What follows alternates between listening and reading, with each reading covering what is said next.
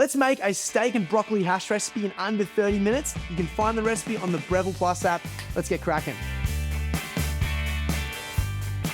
So first thing you need to do is preheat your Joule oven. The preset today is air fry. Once you've hit air fry, press the button. You're gonna preheat, making sure your rack is on position 4. Now that thing takes less than 5 minutes to preheat. First, let's chop.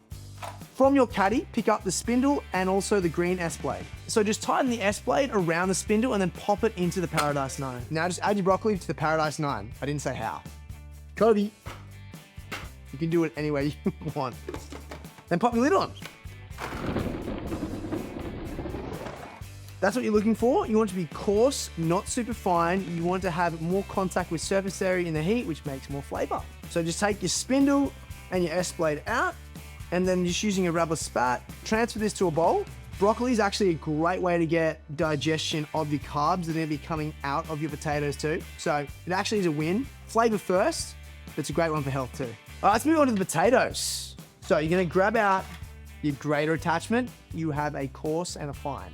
We're gonna use the fine option, which is upside down. Best way to determine that is you want the rim edge up. Just like you did with your broccoli, you're gonna take the spindle and attach your grater straight on top, and then lock in your spindle. Potatoes, they come in all shapes and sizes. You want a starchy option here, like a russet is always fantastic. If your potato can fit whole into the potato chute and still offer up about, I'd say that's a good Australian 2.5 centimeters or close to an inch, you're good to go, because this part has to go through. But this is why things are so cool. Press play. Wow! Is that just not like the most accessible form of crispiness that's gonna happen? Look at those bad boys. We're now mixing through our broccoli and our potatoes. You can also use some tongs to separate your grated potato pieces. Okay, we're then gonna add in some salt and pepper. Once it's all mixed through, it should kind of look like this. Bit of potato, bit of green, not too much of one thing that's dominant. All right, last thing to do is just add in our olive oil and then transfer to a baking sheet. All right, even distribution, as always. The more even it is, the better your result will be. And then we're just gonna transfer this to our oven, pop it in nice and safely, close. We'll see you again in about 9 minutes because it's gonna remind us to rotate. So here we have steaks. We've got 2 what we call boneless ribeye, or in Australia we call them Scotch fillets. So we're gonna season both sides. Generously salt all areas of your steak. And what this is gonna do is actually gonna bring out additional moisture and help crisp up the edge of that surface of the steak. Little pro tip on cooking steaks. Make sure they're brought out to room temperature. So you wanna bring them out at least 10 to 15 minutes before you wanna cook them, so they have an even cook. You also want a super hot pan. The hotter the pan, the better that char on the outside. So you're gonna add oil to your pan. So you're just gonna put this away from us. Dos. It's a beautiful sound. The first sear on both sides, you want it to go for about a minute on that high heat. And then particularly with this kind of cut, you're gonna turn every 15 seconds. That will allow you to get a much more juicy medium rare versus having 1/3 cooked, another third cooked, and the medium middle rare third cooked. So just give it a little shake, adjust the base, and then what you're gonna do is just turn it over.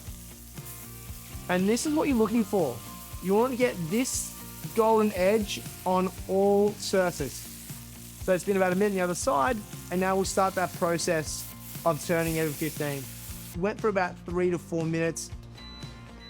All right, so the time went off. It's time to rotate our pan and also give it a little stir. Look at that bloke. He's getting nice and crispy already. Just going back in. All right, now we allow these steaks to rest. As I said, minute on each side of the initial sear, and then 15-second turns. Judging by this, we're probably about a rare right now, maybe gonna be touching on medium rare. That's the way we like it. All right, look at this. That smells epic. Look at all these different golden edges. So whilst our broccoli and our potato is chilling out, we're gonna make our sauce. We have 3 different herbs here: parsley, cilantro, mint, along with our anchovies, our lemon, salt and pepper, and olive oil. You're just gonna blitz this all in the Paradice 9. Again, we wanna use our S blade with the spindle. Just give it a little rough chop. Doesn't have to be anything too intense. You're gonna take all those goodies and whack them straight into and around our S blade. From there, I'm also just gonna roll out a lemon, little slice. Simply cup your hand, lemon over the top. You're gonna have a little bit of a filter with your fingers, allowing yourself to catch the seeds. Squeeze in your lemon. Anchovies. Don't think of them as little fish. Think of them as umami-rich goodness that are tiny little bit salty. So we want 3 anchovies. Sprinkle in some salt, not too much though, because you've already got some anchovies, a little bit of pepper as well, and let's be liberal with our olive oil. Look at this bad boy go. So I'm gonna tell you, add that much olive oil, and then if it doesn't blitz together, gradually add more. Okay, so have a look at this. Super green, nice little sauce consistency. You can still get a little bit of chunks in there, and that's how simple the sauce is. Transfer this bad boy straight in. So from there, we're just gonna plate up some of our potato broccoli hash. Now we're gonna grab our steak and begin slicing. You wanna cut against the grain. So starting at the tip where the decal is, and by resting, you get like that nice little cut between. I like to go kind of like 1/2 centimeter, so maybe like 1/3 thick the whole way through. It helps when you have a super sharp knife too. So give it a nice fan. I always like a little flaky salt, particularly once you've cut in, because you get more of that, seasoning on the inside, and then that wonderful sauce you prepared earlier. Steak, broccoli hash in under 30 minutes on the Breville Plus app. Get it now.